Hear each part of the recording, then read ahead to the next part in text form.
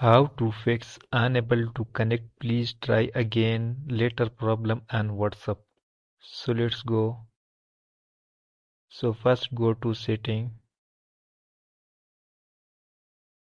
Now click on additional setting. Click on application management.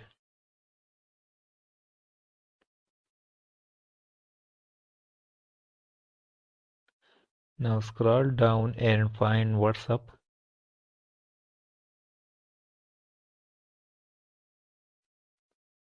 Now click on WhatsApp.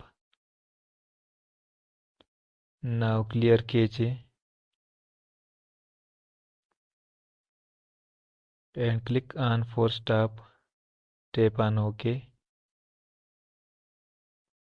Now go back and open Play Store.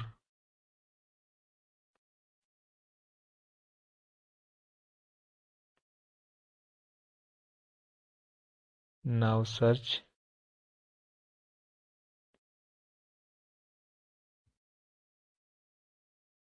WhatsApp. Update your WhatsApp. After updating, the problem will be fixed.